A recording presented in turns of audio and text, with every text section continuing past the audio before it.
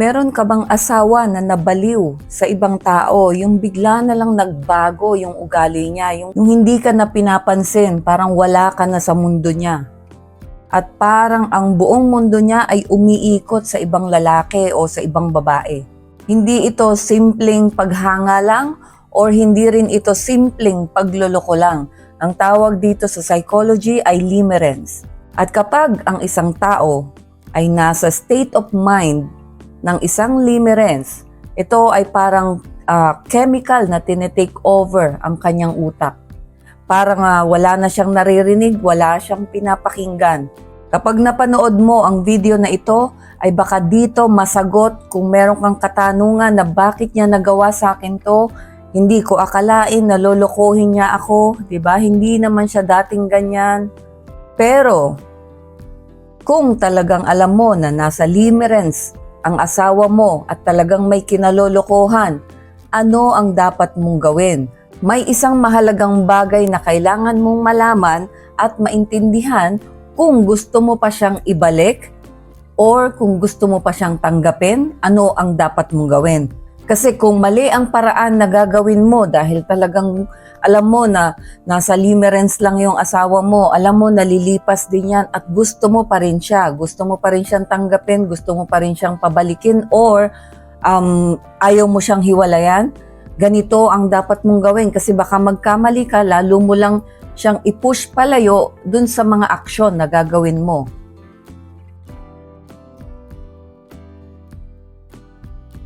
Welcome back sa aking channel. Ako po muli si Lorely, ang inyong Ate Lors. Meron ba kayong napapansin? Nakikita niyo po yung aking painting sa likod. Ayan po, pinagawa ko siyang t-shirt. Papakita ko sa inyo. Oh. Diba? Hindi ko akalain maganda yung kakalabasan niya. Yung logo ni Ate Lors, nilagay ko dyan. Ayun, yung maliit lang yung painting ko na yan, pero ginawa ng paraan nung gumawa. Tapos, ang likod niya ay ayan. Diba? Ang cute niya, diba? May Ate Lors sa likod. Ayan, inuubo pa rin ako. May Ate Lors sa likod. Tapos, dry fit po ito dahil kami ay naglalaro ng badminton. Ayan, so, ang topic natin ngayon, pang-anim na to na video natin sa limerence. Hindi ko alam kung pang-last na natin na video to about sa limerence kasi masyado siyang masalimuot yung limerence at nakita ko talaga ang sobrang laki ng epekto or ng contribution nito sa hiwalayan ng isang mag-asawa o sa pagsira ng isang relasyon. Ngayon, ang topic natin ngayon, paano kung nalaman mo na ang asawa mo ay nasa limerence?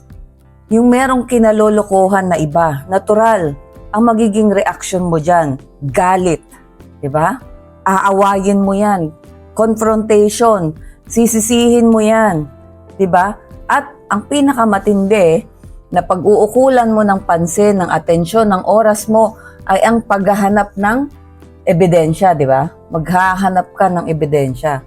Maraming tao ang gumagawa ng mga ganyan, di ba? Magche-check ka ng phone, magbabasa ng mga message, maghahanap ka talaga ng pruweba na nagtataksil para kang investigador, di ba?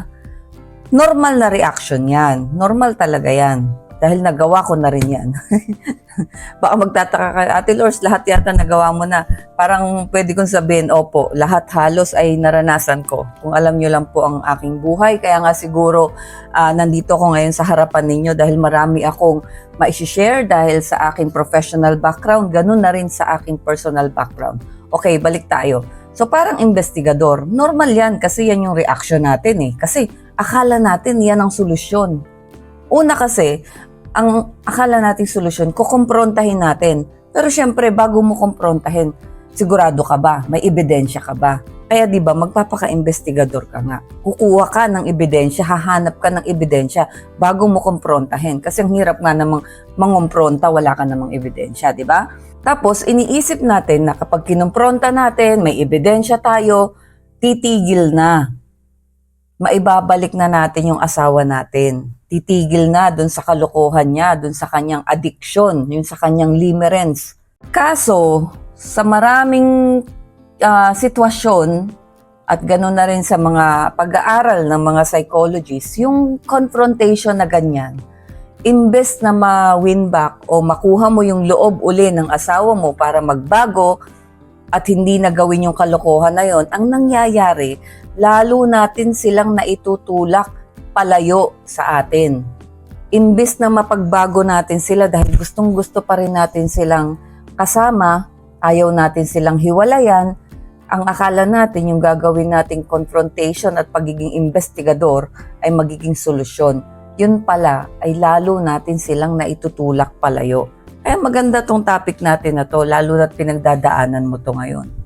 Okay, dun sa mga hindi nakapanood ng video natin, any video natin sa Limerence, mabilisan lang kasi pang part 6 na to eh. Pero yung kasi yung nakadiretso na kaagad dito sa video na to, mabilisan lang. Ang meaning ng Limerence ay ito yung state, psychological state ng brain mo na meron kang kinalolokohan. Sobrang nahuhulog ka dun sa tao na yon. So, hindi siya simpleng attraction. Ito ay obsession, addiction, emotional high. Okay?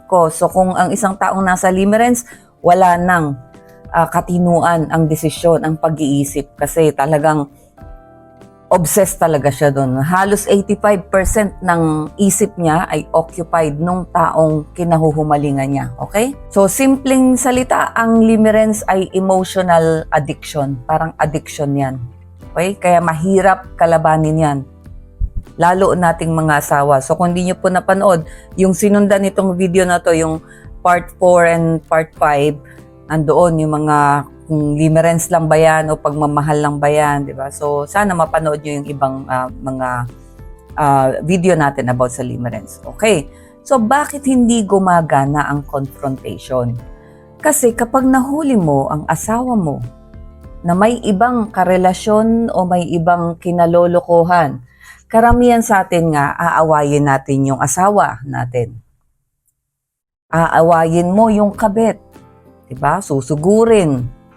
Diba? O, ipinaparamdam mo sa asawa mo yung kanyang pagkakamali. Pinapag-guilty mo siya as in talagang pagsasabihan mo ng mga masasakit na salita. Kaso nga, ang problema dito, kapag yung asawa mo ay nasa Limerence. So, ang video na ito ay specific ha, na nagloloko yung asawa mo dahil nasa Limerence ang asawa mo. Okay? So, kapag ganyan, nasa Limerence, kahit na anong gawin mo, kahit anong confrontation ang gawin mo, wala tayong magagawa dyan. Kasi, kapag nasa Limerence, yung kanyang kinalolokohan, perpekto yun para sa kanya. Fantasy yun eh. Tayong mga asawa, wala tayong laban dun. Kasi tayo, normal yung relationship natin dun sa asawa natin. Yun yung normal. Yung nakikita yung ating kahinaan, nakikita yung pagkakamali, na meron tayong kinakaharap na mga problema. Kasi yun ang normal. Ang problema sa Limerence, hindi normal yung relasyon nila. Kasi yun, walang pagkakamali, perpekto, pantasya, puro sarap, puro high. Kahit may makita siyang mali, hindi pa rin mali sa kanya yun. So tayong mga asawa na nasa normal na relasyon, anong laban natin? Wala tayong laban. Diba? Kaya kahit awayin mo yan, komprontahin mo yan, sugurin mo yan, sabunutan mo yan. Diba? Or yung kung asawang lalaki, sapukin mo yung lalaki or what, wala. Walang mangyayari kasi nasa Limerence nga. Diba? Talagang, yun nga, diba, dun sa nakaraan na video, hindi ko nga tinawag na love is blind. Limerence is blind. Kasi pag sinabi mong, parang gusto ko nang palitan yung love is blind. Gusto ko na siyang palitan na Limerence is blind. Kasi kapag love, kita mo pa yung may tamang pag-iisip ka pa eh. Alam mo pa kapag mali ang ginagawa mo at alam mo na may dapat kang itama at alam mo na may solusyon dyan. Ano ang dapat mong gawin? Tama pa eh. Pero kapag nasa Limerence ka, yan na yung blind talaga. Alam mo nang mali, sige. Alam mong may solusyon, di mo gagawin. Alam mong may red flag, hindi mo tatanggapin. Alam mong may mali sa ginagawa nung kinahuhumalingan mo, tama pa rin para sa'yo. Yun ang Limerence. Kaya dapat palitan na natin, Limerence is blind na. Kaya kapag inatake natin yung kabit o yung kinahuhumalingan niya, ipagtatanggol niya yun. So kapag ginawa natin yung pag-atake dun sa kinahuhumalingan niya, lalong lalayo sa atin. yung asawa natin. Pag inatake naman natin yung asawa natin, ganun din. Lalayo din yan kasi feeling rejected. Diba? So, ganun din. So, ano na? So, ano yung 3 bagay na hindi mo dapat gawin? Una nga yung atakihin yung asawa mo. Kasi kapag sinabi mo na, oh, sinisira mo ang pamilya natin, masama kang tao, bakit mo nagawa yan? Wala kang kwenta. Ang mararamdaman ng asawa mo, rejection. At kapag naramdaman niya yan, na nire-reject siya, saan siya pupunta? Siyempre doon sa kanyang pantasya, doon sa kanyang kinahuhumalingan. So, 'di ba? Imbes na makuha natin muli yung loob ng asawa natin, lalo lang nating itataboy kapag inatake natin yung asawa natin, kinumpronta natin kasi feeling rejected, 'di ba? Pangalawa, wag nga nating atakihin yung kabila, yung taong pinapantasya niya kasi wala talaga tayong laban diyan. Kasi pag siniraan mo yan, wa-effect yan. Diba? Lalo lang niyang ipagtatanggol yan. Kasi sa isip niya, ikaw ang kontrabida. At yung kinahuhumalingan niya, ang isang anghel na pantasya, na perpekto na tao. Ganun katindi ang limerence. Wala kang laban dyan. Pangatlo, wag mo rin namang atakihin yung sarili mo. Nasisihin mo yung sarili mo na baka kasi may pagkukulang ako. Baka ako rin ang may kasalanan kaya nagloko yung asawa ko kaya nahumaling sa iba. Ay kasi hindi na kami madalas magtalik, hindi ko na kasi kaya. O kaya naman may sakit ako, hindi ko maibigay. Huwag niyong atakihin sarili niyo. Yan yung pangatlo, di ba? Una, huwag niyong atakihin yung kabit. Pangalawa, huwag niyong atakihin yung asawa niyo. Pangatlo, huwag niyong atakihin yung sarili niyo. Kasi anong gagawin mo? Sisisihin mo yung sarili mo? Nasa limerence state nga yung asawa mo eh. Siya ang naglagay sa sarili niya sa estado na yon. Kung mapapanood nyo, hindi ko matandaan anong part yon, paano maiiwasan ng limerence. Diba? Huwag nyo nang pasukin ng limerence. Kaya bago pa lang, sa tingin nyo pa lang nararamdaman nyo na yung mga senyales, tigilan nyo na. May video tayo niyan, so panoorin nyo po. Hindi ito tungkol sa, palaging kakulangan nating mga asawa. Kay babae ka, kay lalaki ka. Kapag nasa limerence, walang ibang dapat sisihin dyan, kundi yung taong napasok sa limerence. Kasi hindi niya pinigilan, hindi niya kinontra bago pa siya mahumaling dun sa tao. Kasi may mga paraan para pigilin yan. May video nga tayo niyan. So ngayon, ano naman ang dapat mong gawin? Tapos na tayo dun sa wag mong gawin. Ano ang dapat mong gawin? Kung hindi mo kayang kontrolin ang asawa mo dahil nga nasa limerence sayang ang pagod. Sabi ko sa iyo, magpapagod ka lang ng todo dyan. Luluha ka ng drum-drum dyan. Babaha ka ng luha, ng sakit, ng pagod, ng pera. Lahat mauubos mo. Pero hindi ka mananalo kung nasa limerence ang pag-iisip ng asawa mo. Kaya kesa pagurin mo yung sarili mo, ubusin mo yung energy mo sa tao na hindi mo kayang kontrolin o sa pagkakataon na hindi mo kayang kontrolin, dun ka na lang sa bagay na kaya mong kontrolin. Di ba palagi kong sinasabi, control is power. Tapos, para ma-manage nyo yung stress nyo, yung mga bagay na hindi nyo kayang kontrolin, huwag nyong pakialaman. Ang pakialaman nyo, yung bagay na kaya nyong kontrolin. Sa sitwasyon na to, hindi nyo kayang kontrolin yung asawa nyo. Sino ang kaya nyong kontrolin? Sino? Ang sarili nyo. Diba? Yung reaction nyo sa sitwasyon, yung nararamdaman nyo, yung gagawin nyo, yun ang pwede nyong kontrolin. So doon kayo magbuhos ng effort. Doon kayo mag-focus, diba? Ito yung pinakamahalagang pag-shift. Yung sarili mo. Kasi hindi mo pwedeng pilitin ng asawa mo na bumalik ka sa akin. Tigilan mo yung kalokohan mo na yan. Magbago ka na. Wala, hindi kaya. Diba? Pero, ang pwede mong baguhin is kung paano ka magre-react sa sitwasyon. Paano mo haharapin yan? Una, mag-focus ka sa sarili mong growth. Diba? Imbis na ubusin mo ang energy mo sa galit, sa pagkontrol sa kalandian ng asawa mo o sa pagpapantasya niya, 'di ba? Sa paghihiganti, sa pagiging investigador mo, wala. Wala namang solusyon dyan eh. Hindi mo yan kayang kontrolin. So mag-focus ka na lang sa emotional stability mo, sa personal growth mo, sa self-respect mo. Magpaganda ka, magpapayat ka. Diba? Kung wala kang trabaho, maghanap ka ng pagkakakitaan.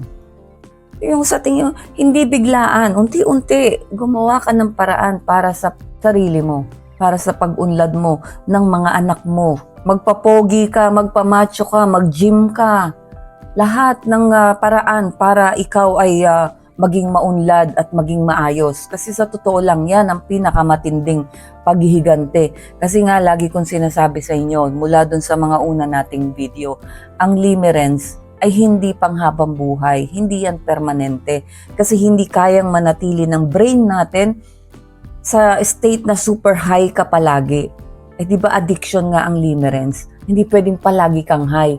Darating ang realization dyan. Ngayon, pag dumating yung realization dun sa asawa mong nasa limerence, bigla yan mapapalingon, hahanapin ka muli niyan, titingnan, pagtingin sa'yo, ano ka? Losyang ka, desperada ka, diba? Sinira mo ang buhay mo. Samantalang, kung dumating na siya dun sa nawala na, lumipas yung limerence niya, pagtingin niya sa'yo, wow, lalo kang gumanda, lalo kang pumogi, umasenso ang buhay mo, nagkaroon ka ng sasakyan, nag-abroad, ang mga anak mo ang gaganda ng narating, nakapagtapos or nag-aaral. Ang laki ng sampal sa kanya noon, yun ang pinakamatinding paghiganti. Hindi yung nakita kanyang nalugmok ng kaiiyak dahil sa kakahabol sa kanya. Walang paghihiganti sa ganon. Nakita kang desperado ka, desperada ka. Wala. Samantalang nakita niya na umayos ang buhay mo, masasabi niya sa sarili niya, ako pala talaga ang may problema. Kasi nung kaming dalawa, mukhang ano yan, ganito, ganyan. Ngayon, napakaganda ng buhay niya. Pwedeng talagang napakalaki ng pagsisisi niya. So, pwedeng mangyari dyan, bumalik sa'yo, tanggapin mo, hindi mo tanggapin, or hindi siya bumalik, maghanap ulit siya ng panibagong limerence. So, yun yung mga possible na pwedeng mangyari. Isa pa, at palagi kong sinasabi, huwag kayong magmakaawa. Kasi ang pagmamakaawa ay hindi nakaka-attract yan. Diba? Marami na tayong video niya na discuss na natin yan. Diba? Kasi sa psychology ng attraction, mas nire-respeto ang mga taong may dignity. Yung tahimik lang kapag nasasaktan. Isa pa na pwede mong gawin, ibalik mo yung identity mo. Kasi minsan kapag nagkaroon ng affair yung partner mo o nagloko, nakakalimutan mo kung sino ka kasi nga pagod na pagod ka sa pag-iintindi sa pagiging investigador mo at sa kaiiyak mo. Diba? Umikot na lang ang mundo mo sa problema mo sa kanya. Diba? Pero ang mahalaga kasi dyan, sino ka ba bago nangyari yung sabihin na nating delubyo sa relasyon ninyo? Sino ka ba? Masayahin ka ba? Diba? May negosyo ka, nag-uopisina ka, masayahin kang tao. So, ibalik mo yon. Nag-gym ka, nag-running ka, or kung ano man yung ginagawa mo. Ibalik mo yon. So, kung ang asawa mo ay nasa limerence, maaaring pakiramdam mo parang nawawala na siya. Pero yun nga, tandaan mo na hindi yan permanente. Pero yun lang ang tanong ko sa'yo. Pag lumipas ba yan at bumalik sa'yo, or kung hindi man kayo nagkahiwalay at nawala na yung kinalolokohan niya, willing ka bang ibalik yung dating kayo? Diba? Ibang topic yan, pero naitanong ko lang naman kung kasi pag lumipas yung limerence, ano bang gagawin ng asawa mo? Maghahanap ng panibagong limerence o bubuhayin ang relasyon nyo? Diba? Kanya-kanyang sitwasyon yan, kanya-kanyang utak meron tayo. Kung ano man ang mangyayari, nasa sa inyo na po yun. So, pag dumating ang panahon na natapos nga yan, huwag mo nang tanungin ang sarili mo na tatanggapin ko ba siya ng buong buo o ano, 'di ba? Tanungin mo na lang sa sarili mo, natapos ko tong sakripisyo na to, itong problema na to, itong takbuhin na to, anong nangyari sa akin? Naging mas matatag ba akong tao? 'Di ba? Nagkaroon ba ako ng mga natutunan sa problemang ito? Naging mas best version ng sarili ko ba ako nung nagkaroon ako ng ganitong problema? mas masaya ba ako ngayon? So yun siguro yung mas magandang itanong mo kapag dumating yung araw na bumabalik sa'yo yung asawa mo. So ayun, maraming salamat sa pagsubaybay nyo sa ating series ng Limerence. So maraming salamat po. Sana ay makasama ko kayong muli sa mga susunod ko pang mga video. Thank you.